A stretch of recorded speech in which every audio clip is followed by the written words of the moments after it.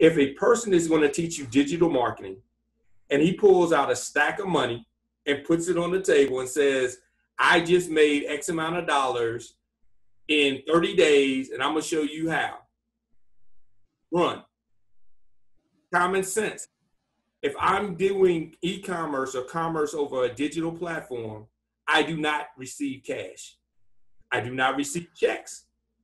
Me having a stack of money means I literally went to the bank, withdrew money to show you on video. Run.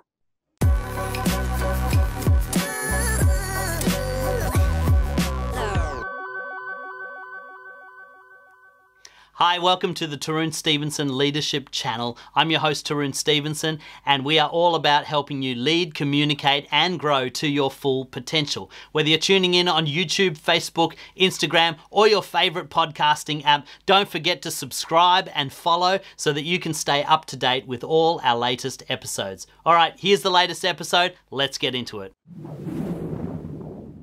Well, hey everybody, it's Tarun here again, and I am with Jeff Beale. He is an author and marketing strategist, host of the Marketing Strategy Sessions podcast, and author of the book Influencer Breakthroughs. Welcome, Jeff, to the podcast. Thank you, Tarun, so much for having me on. I'm so excited. I'm really looking forward to our conversation today, Jeff. I mean, I'm a small business owner myself, and you know, marketing is one of those funny things. It's like this enigma where there seems to be all these wizards that know what's going on, but nobody seems to be able to crack the code with marketing. And so I'm actually looking forward to talking to you and seeing if you can give us some wisdom today. So why don't we start by hearing a little bit about your story? Why don't you tell us how you got into marketing and what your background is? Okay, sure. So I love the analogy you said with the wizard, because with marketing, it is a lot of smoke screens and mirrors. And just like the Wizard of Oz, when you pull back the curtain, you're like, wait a minute, this is not what I expected. So I use that analogy a lot when it comes to marketing, because we do get caught up in that. So my background in marketing, I started, one of the great things, let's put it like this, I've seen every seat at this table. So when I started off, I was in the military, and their website in the Air Force was very poor. And so I mentioned it. So they said, if you see something you can fix, why don't you fix it? So I got into web design doing that. And from there, they had a symposium, and I said, well, you're not getting any registrations. Your traffic, this was before traffic. This was back in 1994.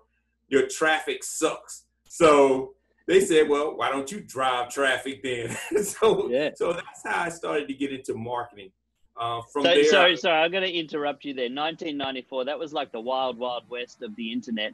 Was there anybody even on the internet in 1994? Not really. It was more like Yahoo was it. Yeah. And then, you know, when I said that traffic sucked, that was like in 96. That was back when Google kind of first came on the scene. So a lot of it still wasn't SEO per se. And it wasn't, you know, it was different, but the internet presence was starting to make a difference because it was easier to have people register back then. You know, just pretty much register on your site for a symposium event. So it was way before its time. From there, that's when I learned that this was something I liked doing, and I had some knack for. And so as I got into it, moving forward to about 2003, I want to say, I started working in agency life. So started working for 360i. Shout out to the 360i team. At the time, they were actually the leaders in the space. And so I learned a lot from those guys, and it was a great time. So that got me into the agency side of marketing. From there, then I started working with some companies in-house as a marketing team member in-house. So I got to see the other side, which is interesting because the agency side of marketing and the in-house side of marketing, those that don't know the term in-house, that's somebody that works full-time on your team at your business. They're totally different. Agency's approach and in-house approach is totally different. So I got a chance to see that side of the table. moved my way up the ranks, started to working from a team member to an executive member. And the executive side and the team member side, they see totally different things. Their objectives and goals are totally different as well. Yeah. I love this movie. I don't know if you've ever seen The Office. Love that movie. There's a scene in it where they ask the Bobs, ask this guy, what do you do here? And he says, well, I take the message from the IT people to the client. And they're like, why can't the IT people just take it directly to the client and talk to the client directly? He said, I'm a people person. I am a people person. And it's so true because the executives speak and the actual team speak totally different. Objectives are totally different. And I'll give you an example of that. Yeah, please. An executive is looking at bottom line. They're looking at, we will do whatever it takes to get the revenue numbers we are looking for. Bottom line, I don't care if you have to work 80 hours, 100 hours a week, bottom line. Yeah. The team member side is, I want to get as much money as I can get salary for as least work that I have to do and time that I have to put in. So they're not really looking at 80, 100-hour weeks. They're like, how can we get you satisfied in a 40-hour week? You know? Yeah. Yeah. So they're looking at how many shortcuts can we take? How can we make this efficient? How can we, so forth and so on. Where executive teams, most of the time, their marketing department are not paid hourly. They're paid salary. They're like, we're paying you X amount per year. And if it takes you 2 hours or it takes you 200 hours, we don't care. We want the results. That's where the disconnect comes because the language is, how can we get it done fast versus how can we make more money on it? And so being at both seats of the table, I got a chance to see how both teams think about it. And it helps me when I move to my next phase, which was consultation. So when I started to become a consultant and strategist, I now know what drives different departments. So I've sit in on agency meetings with clients. I've sit with the team members. I've sit with the board members. I've sit with the executive members. And so I was able to understand their language and get everybody on the same page in a lot of cases to get some things done. So that moved me to the consultant stage. And then from there, I started my own agency. And that was fun. But I realized that I really, really enjoy doing the strategy and helping the team understand the goals and get that working. So though I can put hands to the table, put the hands on the tools, I like better helping to construct a practical strategy that's going to win and then helping you logistically add personnel to go ahead and drive that versus the old way of, oh, I can do that for you. Yes, let me do that for you. And there's only enough time in the day. You can only take on as many people and the clients in that point in time. So I found it more effective that if I was to teach and coach, then I can help more businesses. And one of my goals is to help 1 million businesses thrive in the marketplace. Wow, that's a fantastic goal, Jeff. And I love your story of how you got started. It's a little bit like how I first discovered the internet. Back in the mid-90s, it was really just everybody having a go, wasn't it? You just got out there, you read a book on how to code HTML, you built a website. And there's a lot of people from that era that have really established themselves as experts now because they actually learned hands-on. They didn't go to university or do a course. It was all just bootstrap it and learn as you go. And that's a great way to learn, I think. I'm glad you mentioned that different people speak different languages in an organization. It's one of the conversations I have most often as a leadership coach is helping leaders to understand that the things that you may consider important, your employees may not have the same priority.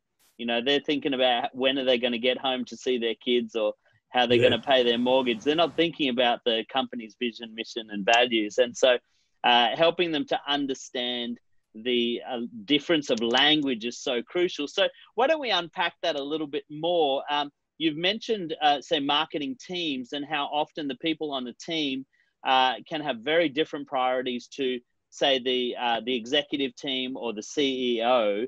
What are some of the major differences that you've observed between marketing teams and how they approach marketing versus how, say, the executive or the CEO approaches marketing?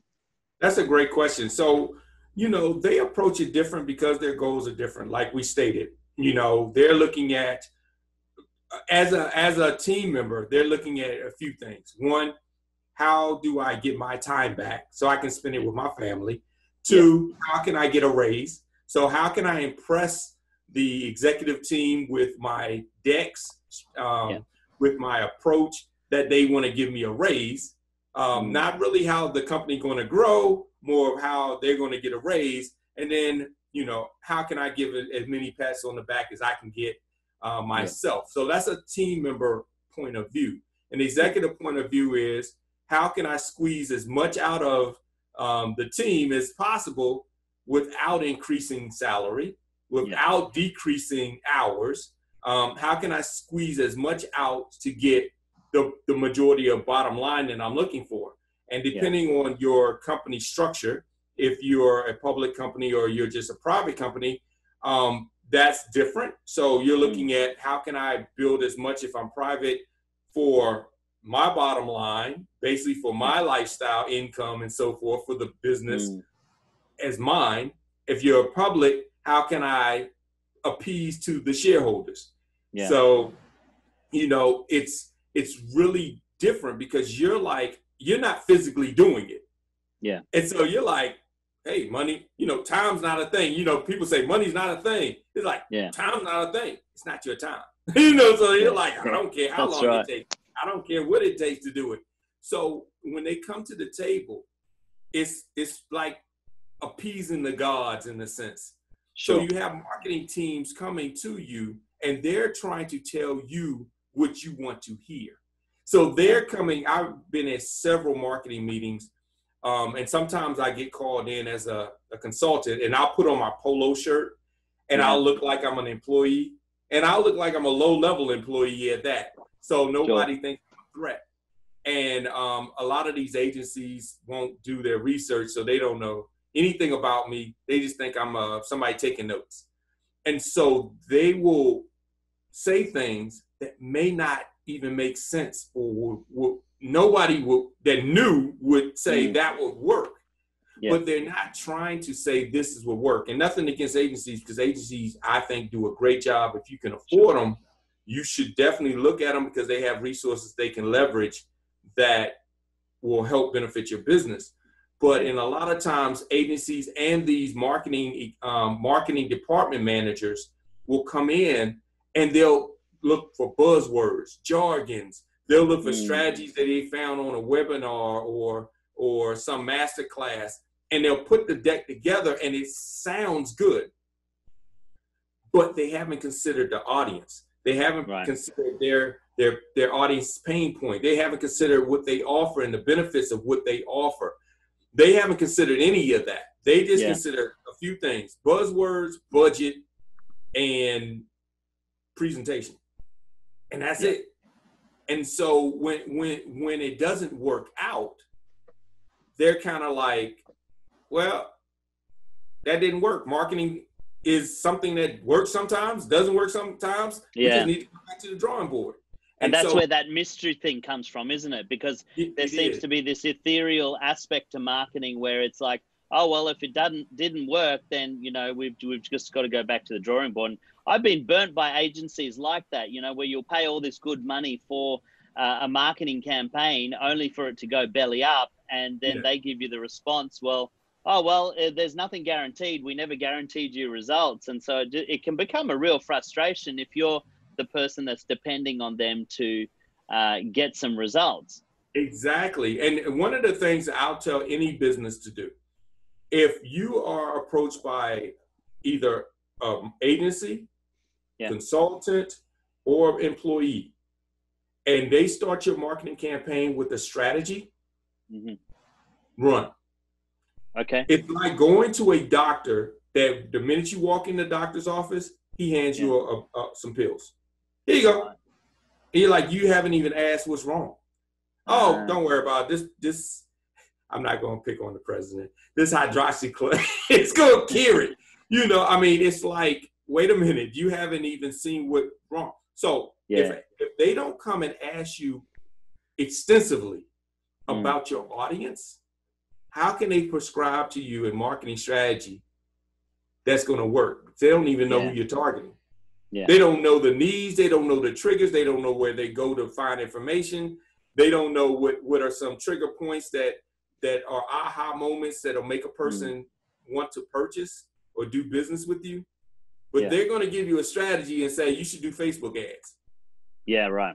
And it's like, okay, well, here's the thing. Facebook ads fail a lot more than they succeed because a lot of people go and dump a lot of money, but they are not targeting the right people. So the people that they're getting in front of could care less about what they offer. True. So true. And so that is one of the things that I found with agencies as well as with employees. I remember sending in a deck, and just because this one employee came from, I would say, good stock. He came from he was employed there from a company that company looked in high regards to. So because he came from there, and they were like, oh, he came from this company, he knows what he's doing. And I'm sitting in his meetings, and I'm like, he doesn't know what he's talking about. I mean, he literally doesn't know what he's talking about. So, you know, he had the look, he had the talk, but I literally could tell he was just regurgitating what he's seen on blogs. Right. He does not know what he's talking about. And so it was amazing because it wasn't my department, and because he came in with his swag, it would always be a challenge because I would be like, that's not going to work. Plus, it's going to hinder other departments because if you're doing this, now we got to spend more on ads and more on SEO to make up for the social that you're destroying, literally destroying. And so over a year, then all of a sudden they was like, hey, none of this is working. And, he was like, hey, it's a long game. Yeah, no, it's not a long game. You approached it wrong from the beginning, but nobody in the position of authority got past your swag to say, wait a minute, you don't know what you're talking about. And so that happens a lot. A lot of times you'll have these meetings and you'll have personalities in the meeting that have good communication skills. They have charisma. They speak language that makes them smarter than you because you don't know what that terminology means. And so because of that, you assume they know what they're talking about. Right. Now, of course, you don't have enough time to do all the research yourself, but you should periodically educate yourself so you'll understand a little bit of the jargon. You'll understand a little bit of methods out there to say, okay, if this person says right now, you know what, we should start advertising on MySpace. Yeah. You'll be like, MySpace? Really? Because MySpace hasn't been a player in a lot of years, So you'll at least know, or if they say, well, we need to do Facebook and, we need to do Facebook ads. And let's say you sell guns. If you know anything about Facebook ads, you're not going to be able to get any ads to approve. No. Right. You're wasting time and money. So know enough to know what good looks like. I'll tell anybody in the executive seat or ownership seat, know enough to know what good enough looks like, or hire somebody outside of the company to show you what good looks like. And then when they come to the table, you can flag, foul or not. You can say, hey, come on, man. That's, I know enough to know that, this isn't the right direction. So that's one of the things that happens. And with these, especially in departments and even with freelancers and agencies, they're jockeying for I say parent and child, like if you have children, they're jockeying for the attention and approval of the parent figure. Right. And so because of that, they're going to tell you what you want to hear. Yeah. They might not be looking at, is it really going to move the bottom line needle?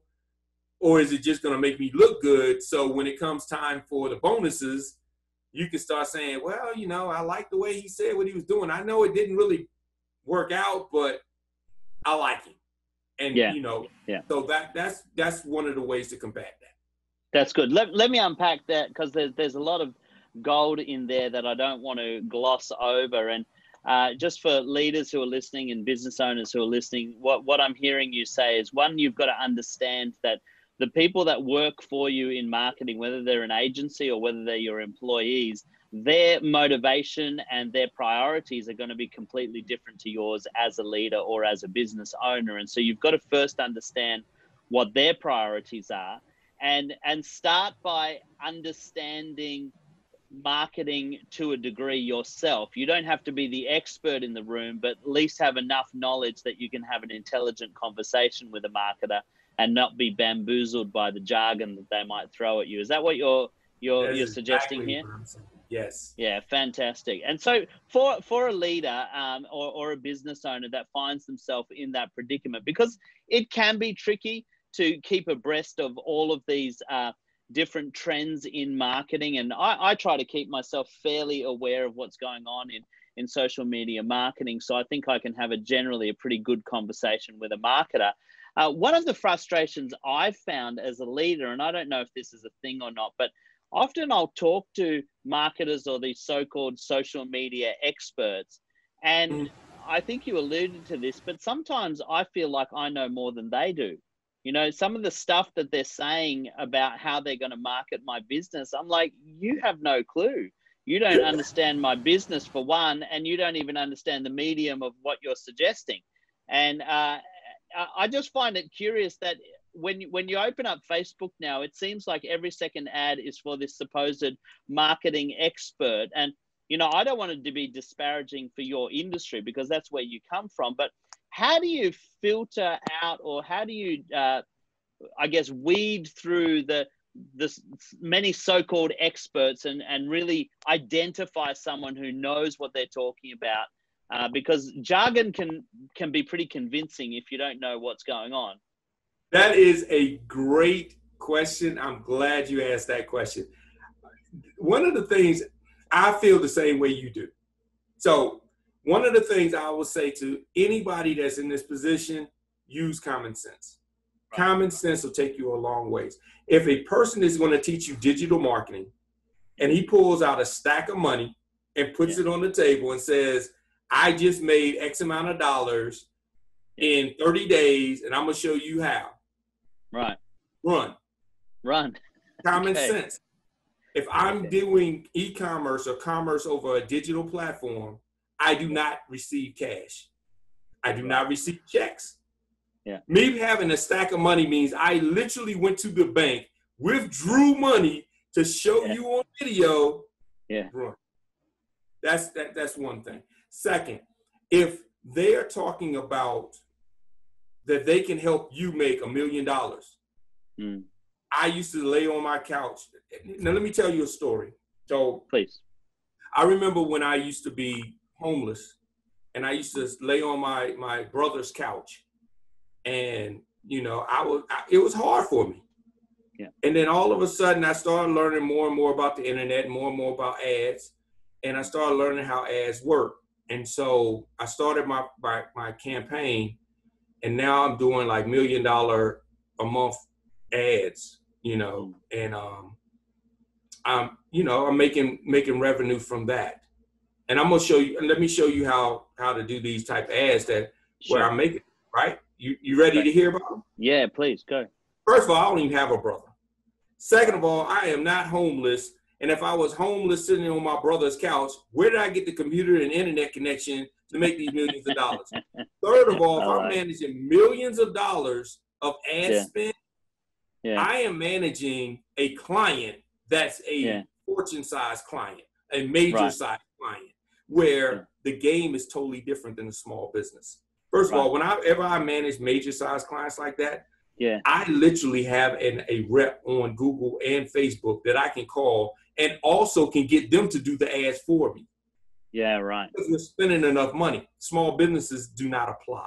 You cannot do what a major company does. So if I'm managing millions of dollars in ad budget, it is not the same as a small business that has $1,000 in ad budget or less. Yeah, good. You don't even play in the same sandbox. Matter of fact, you're not even in the same playground. You know? So when you hear those things, having common sense to be like, that doesn't apply. Second, if I'm making $1 million, I remember one time I went to a conference and the guy showed me photos of his house, all of us. He showed us all photos of his house, and he was building this academy in his backyard, and he was there on a Sunday to teach us how.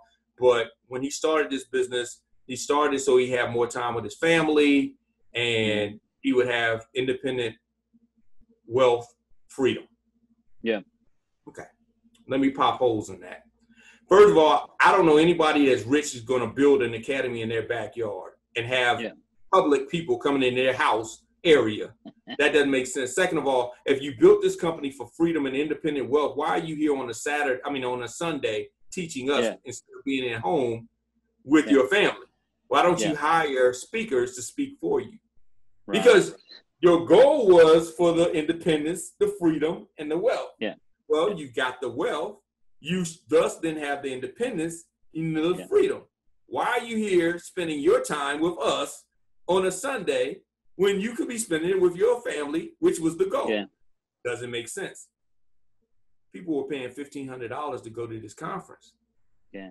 And I think you've just described every internet marketing ad we've seen on Facebook, really. It's, one thing that's always perplexed me about a lot of these guys, and, maybe there's some guys out there that are genuine, is they always talk about, I want to teach you how I built my business from scratch and made it into a multi-million-dollar company.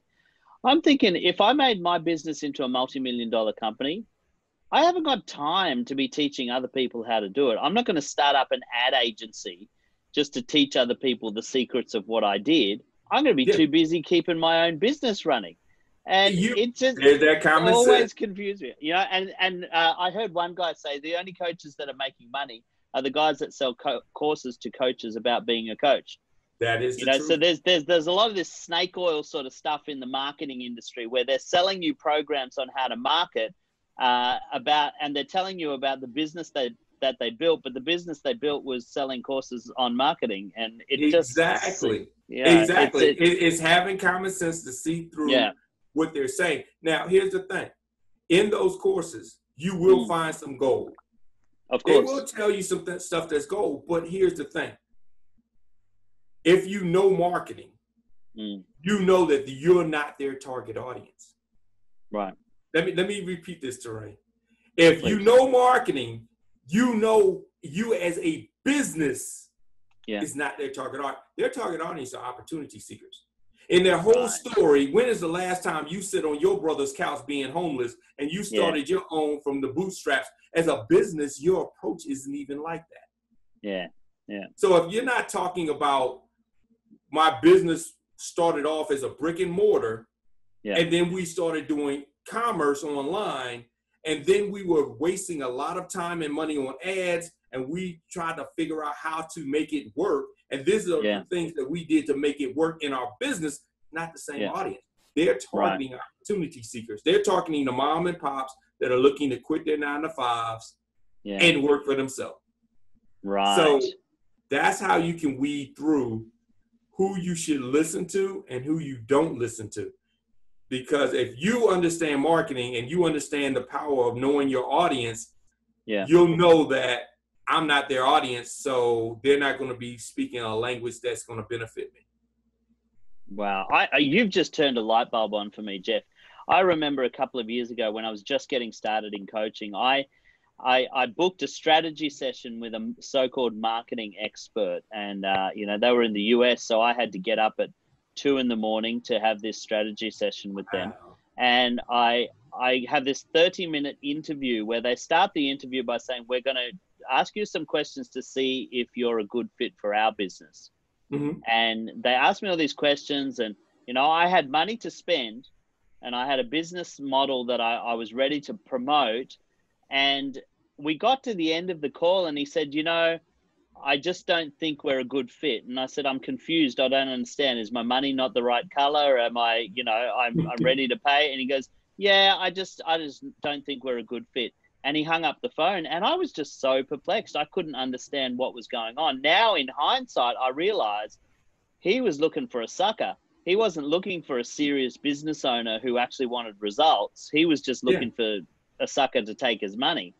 And, you know, I think that I don't want to say that the marketer out there on Facebook is like that, but I think there's a lot of guys that are like that. They're just looking for a sucker. Would you say that that's true of your industry? There are. And it's become the you know, the way to do it. So because a lot of people don't listen to their common sense, they get taken advantage of. So for instance, sometimes I'll hear people say, I built this business. I paid this particular person $20,000 as a mentor. And then now I'm a 6 or 7 figure business owner. Yeah. Well, if you unpack that, this is what happened. You paid them $20,000. They taught you how to replicate how they got your $20,000. Right. Then what they do is they introduce you as somebody as an expert to their list that they've already built. Right. Because you know marketing and how sales work, people buy from who they know, like, and trust. They already know this person. They already like this person. They already trust this person. So if this person says that this is the next big thing, you're automatically going to make sales. You basically just bought yourself customers. That's really what you did. Yeah. And they're telling you, here's what you're going to do. We're going to have you put together this course, and we want you to put together this application funnel, and then you're going to sell high ticket courses to clients. You're going to get them to come in at this price. You're going to upsell them at this price, but then you're going to say, if you really want to make this work and you want to make it fast track, get our coaching program for $20,000.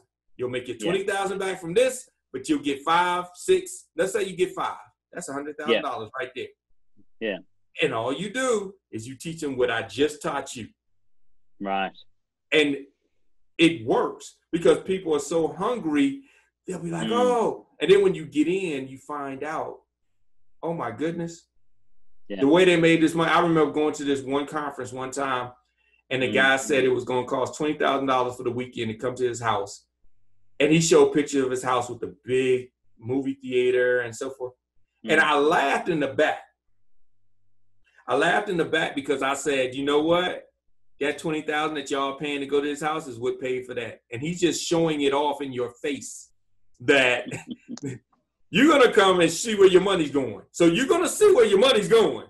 Oh, yeah. And it was amazing. And I went to another conference, and they were charging $5,000 for some free. Now, this is a company that you've heard of. All of us have heard of, a well-known company. They were charging $5,000 for some free templates, web page templates. I literally pulled it up on my computer at the conference and showed the people in my row. These are the same templates. Because, you know, I was in web design at the time, so I could see it. I was like, this is a common template.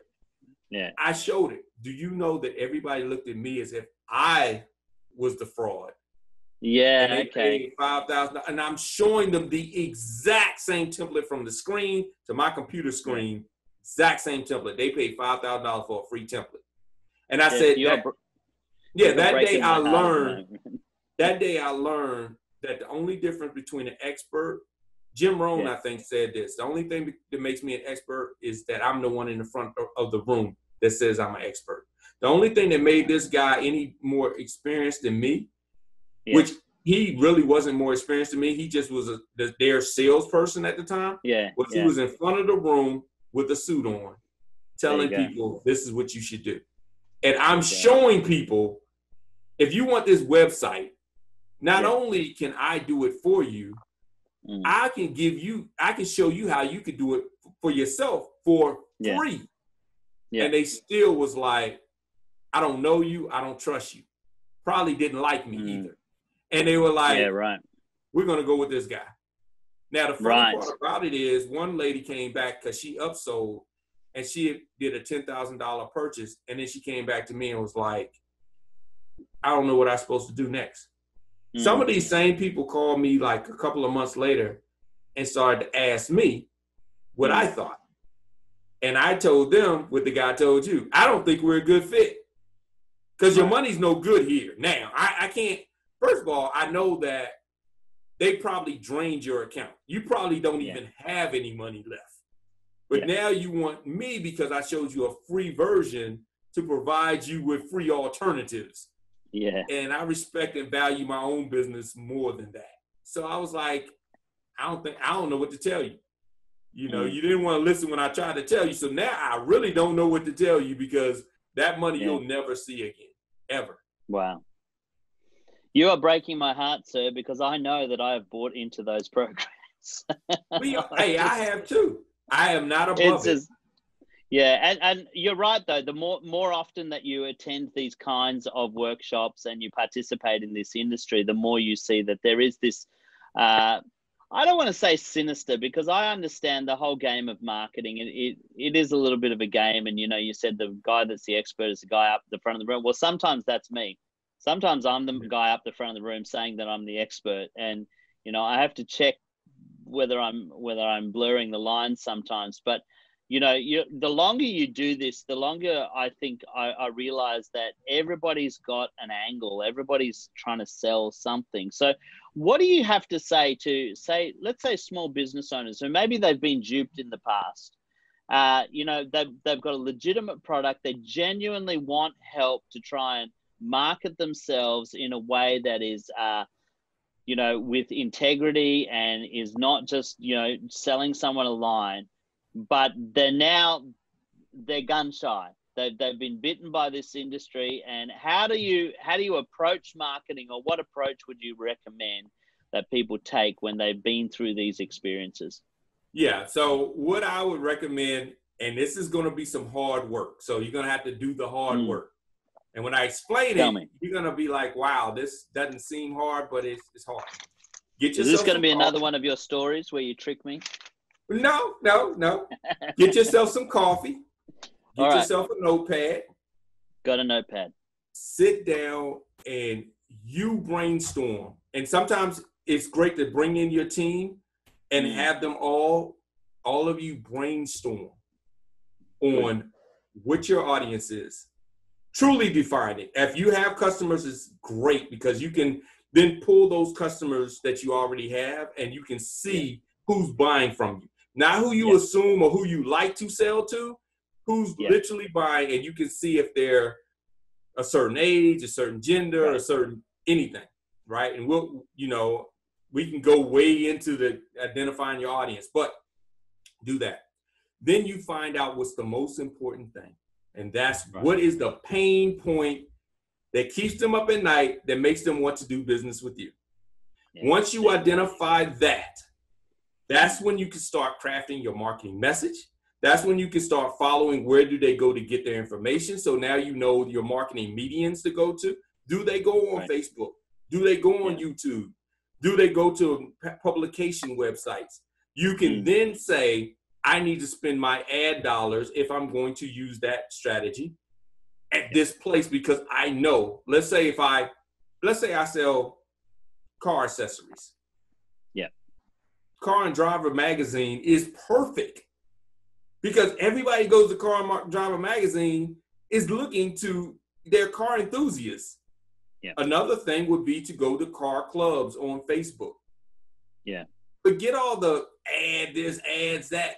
Just go into some car club groups that are on Facebook and be social with them.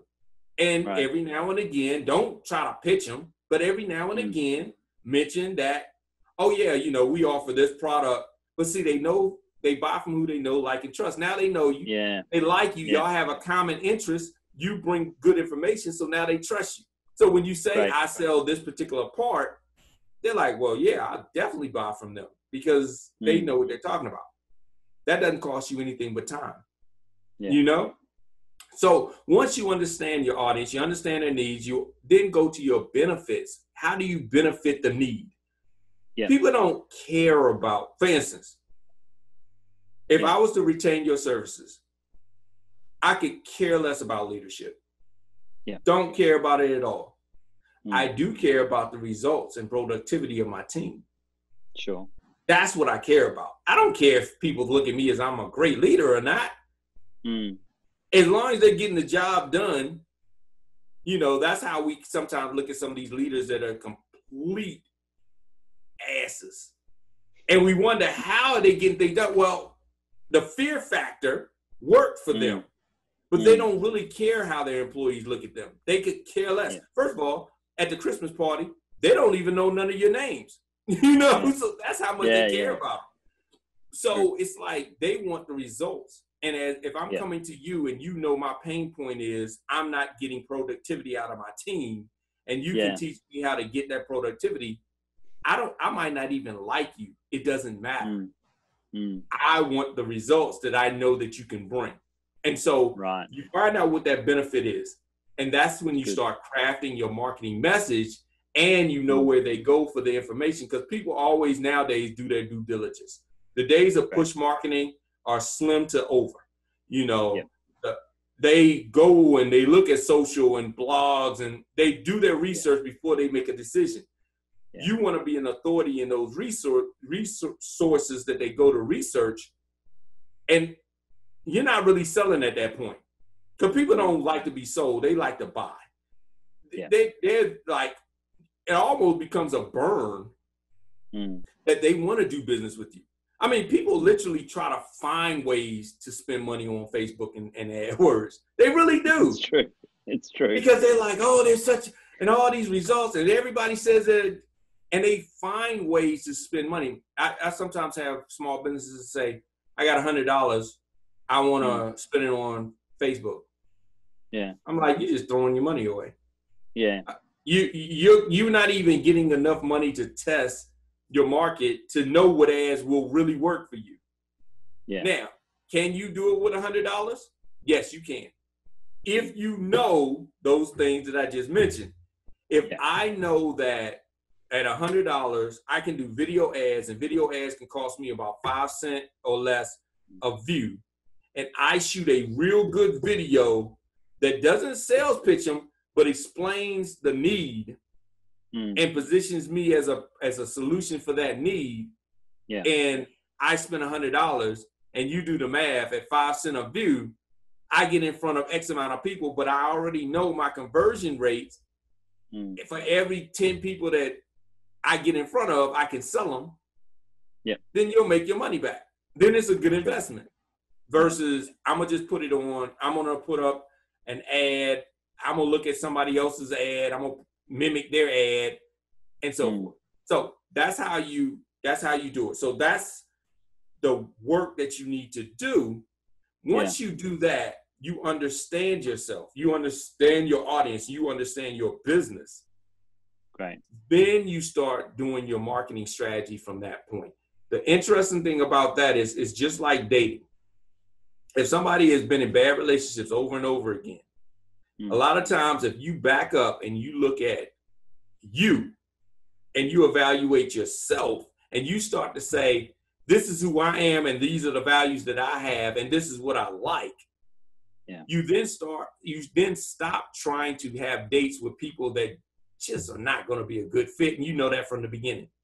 Yeah. So then you know what good looks like. So you know what that soulmate looks like. Yeah. Chances of you getting in front of a soulmate is a lot higher, and then your relationships become better. Same thing in business. Since you know your audience, you know that, now you know I might not do TikTok ads. Because right now TikTok ads are all the rise. Yeah, right. Yes, they're all certain things you have to do. So. Exactly. There's a certain market that you have to get in front of that's on TikTok. But if you're selling to 50-year-old men, you're wasting your money advertising on TikTok. Not on TikTok. You know? Yeah, that's so true. So you've shared some great stuff there, Jeff. It's I just want to recap some of the stuff you've said there. Just about take the time to understand who you are as a business and who is actually buying from you. I think that's really important. Understanding your target market. I know when I got into coaching, I thought I knew who I was targeting, and then I started to notice who was actually turning up to my workshops, and it was a completely different market. And I had to change my messaging based on who was actually coming to my market, my workshops. But find the pain point and promote your benefits. Don't promote, so promote what you can do for them rather than promoting the product itself. Exactly. And if you go down that track, then, people are going to know, like, and trust you over time. But one of the things that struck me about what you said, and tell me if I've understood this correctly, that you've got to find the medium for marketing that actually works for your audience, and that may well be offline. Yeah. We hear a lot of people say, print media is dead, or TV media is dead, but it may not be dead for certain markets. You've just got to know if your market fits that demographic, and then you can go after it. I mean, my most successful marketing strategy at the moment is direct mail. I do Facebook marketing, but direct mail to organizations that are in my target market get me much better results than any kind of online advertising I do. And so I've had to just accept that that's my medium. That's what I have to use to get the results I need.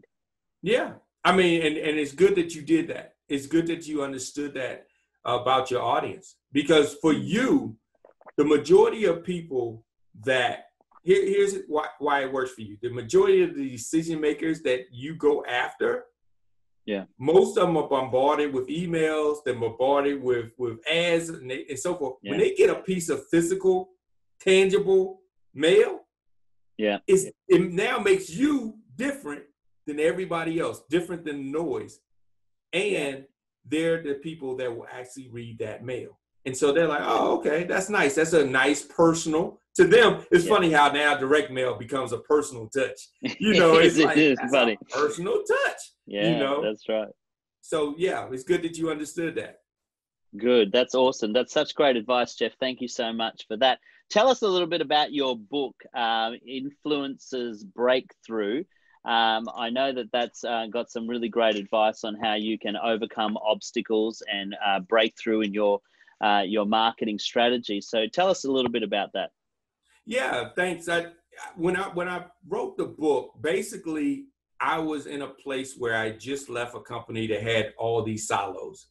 So I wanted to address influencer marketing, not in what we have heard right now, as far as like the influencer marketing of social media, but how do you influence your team and break through these silos? And so, like I said, once I was noticing everybody's just jockeying for applause and attention, it was like, we're not getting anything done. I mean, we're literally sitting in this meeting trying to get mommy and daddy to say, you're my favorite. I mean, that's literally what we're doing. So I started talking about how can you maneuver through that to get your agenda pushed as a marketing a manager. How can you maneuver through all of the politics of business to actually get your point across, and how you can remove yourself from falling into the I want to just be seen mode to I want to actually be effective. Because if what you offer works, you'll be noticed and you'll end up being the favorite, because you know that the executives are looking for how much bottom line are we, meeting right now. So as long as you're focused on that, even if you are the shy one in the group, you still can be the favorite in the group. Fantastic. I love that. And that's really what you were talking about at the beginning of this conversation, about how to navigate the different motivations and personalities of the leader, the marketer, and the employees. And so that sounds like a really great read. I'm assuming that there's a link we can click on to access your book. Is it on Amazon, or where do we get your book? Yes, it's on Amazon.com. So you can go to Amazon and look for it. You can even go to jeffbeale.com, and that's more of like just more information about myself, but it also has the book there. You can get it. But Amazon's the best place to grab it. Fantastic. We'll put a link in the description for your website so people can get in touch with you. Now, you're starting up a new community or for people who want to learn marketing. Tell us a little bit about this, because I like the concept that you propose. You're not selling a course. You're inviting people to have a community where they learn together over time. So tell me more about your marketing community. Yes, the marketologygroup.com is the community that I'm about to, I'm launching now. And the reason I'm launching it is because I've learned that courses in most cases don't work. And the reasoning is, like I said, the target audience, the approach that they take. Plus, I mean, I don't know how many of you went to college just to find out what you learned is obsolete by the time you graduate. But I have a huge student debt that I've accrued that I found out when I got out for marketing that that stuff didn't apply. It really did not apply. And so marketing is something that's ever changing. I mean, rapidly changing. Not even a year from now, it'll be different. Months from now, it will be different. If you've ever done anything on anybody's platform, you'll notice in 6 months, the way you were doing things has changed in that particular platform. Like Facebook and AdWords and LinkedIn, they change it all the time. New players have come into space. I remember Snapchat. Snapchat was the big thing. When was that? It was. That was last year. What, last year? Was it that recently? I thought it was like 3 years ago, Snapchat. Nah, it was still being promoted last year. Yeah. You know, but TikTok came along. Now it's TikTok. Everyone's doing TikTok. Yeah. And we'll see how long TikTok lasts. Will it be something that's ever standing? Because nobody talks about Snapchat anymore. You know? No, that's true. You know, I asked my 15-year-old son, if I want to know what the next thing on the horizon is, ask a teenager, because they usually find out first, don't they? Yes, they do. And it's funny, if you understand how that market works, they get on, they build like rapidly the followership of that particular platform. The parents want to know what's going on with their children, so they get on too, and they want to be cool. Yeah. And so then they join. The kids then jump off because they don't want the parents to know what's going on in their lives. So true. So true. That's how it works, and that's why it migrates. Because by the time the businesses get on, the businesses are looking at who's holding the purse, which is the parents. Yeah. And by the time the parents get on, all of a sudden we have billion followers or billions of members on our platform. Now all of a sudden they're like, well, we have a billion. Well, how come I'm not getting any traffic? Well, they still have profiles, but they're not active anymore because they didn't jump off. Gotcha. Plus, they're not the people buying. You know, so that's the reason. Yeah. So, but yeah, with a community, you learn from others, other peers. You learn from other experts. You don't learn from just me. I'm not the only one on there. You learn from others that bring their expertise to the table. And what I like to, Patrick, I can't claim it. Patrick McFadden claims it. Practitioners. You know, you learn from practitioners, and that's who you want to learn from. You want to learn from people that are doing this today. Yeah. And you want to hear from them because they're going to tell you the good and the bad. They're not going to just tell you, like a course is only going to tell you, do this, it works. Yeah. Yeah. You know, so you're learning from people that are saying, like for instance, Danny Ani, y'all got to look at it. He has a course called Teach Your Gift. Amazing, because in his story, he's lost over, I think he said $250,000 in a failed campaign. That's amazing to bounce back from that. Yeah, you'll learn so much more from him bouncing back from a failure than you will anybody that's read a book or blog or YouTube video and it put together a course. Yeah, good. So that's what the community is about. And the way that I look at the community is to meet you where you are. A course doesn't meet you where you are. It says, this is your starting point, this you're in. Within the community, the way it's structured, you're going to come in and it's going to be trigger based. So I may say, are you already advertising on Facebook? If you say yes, you'll go to another section and learn strategies. If you say no, you'll go to how to set up an account, how to set up users, budget, so all of them are structured that way to where you're moving to where you are. And we'll do exercises like that one of get yourself some coffee and a notepad and let's identify your audience. Let's do that. If you're not doing that, you're not ready to go to this next section. But in the next section, what I'm doing is just leading you. I'm not telling you what to do. I'm leading you. And then I'm getting influencers and experts to provide their insight. But you know what works best for your business. But now you're armed with the information as well as the resources that are used and the contacts. Because there's only 4 things that work in any business. If you get these 4 things in business, they're the 4 C's, you will be successful in business. Tell me. And I will say that. First C is content.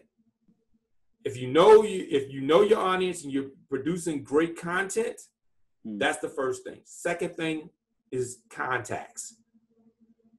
All businesses are built on relationships. Contacts are very important. The third thing would be communication. Communication is basically figuring out which platform you want to communicate and spread your content on. And then the fourth thing is the thing that most of us fail at, and the reason most of us are not successful is consistency. Right. Once you get those 4 things, you'll be successful in business because your content will be based on good content based on the needs of your audience. Your contacts you seek out are those that influence that audience, and they're going to open up other doors that you didn't even know existed. The communication, you're not going to waste time on platforms that your audience is not on. So you're going to communicate them where they want to be and say what they want to hear. And then you just got to keep doing it. Such good advice, Jeff. Thank you so much. And you really have pulled back the curtain for the wizard today. And I just love how down to earth and practical you've been. You haven't sold us a line. You've just really been honest and straight with us. And I'm really grateful personally, but I know my audience would have got a lot out of tonight. And I really appreciate you taking the time to share that with us. We're going to put the links to your website in the description so people can contact you if they want to get involved in your community or grab your book. I recommend you go and check that out. And of course, your podcast, Marketing Strategy Sessions. I've been listening to your Marketing Strategy Sessions, and that's been great also because you get to listen to other people giving advice on how they approach their marketing as well, which is another great resource that you're providing. So thank you so much for joining us tonight. And I look forward to talking to you again. Thank you. Thanks so much for having me on, and I look forward to the time when you're on mine as well. Great. I look forward to that too. Thank you so much, Jeff. Hey, thanks so much for tuning in. I hope you got a ton of value out of that episode. Don't forget to let us know what you thought in the comments. And if you have a topic you'd like us to cover next time, we'd love to hear from you. If you know anyone that would benefit from the content that we produce, please like and share this channel. And we look forward to having you next time on the Tarun Stevenson Leadership Channel.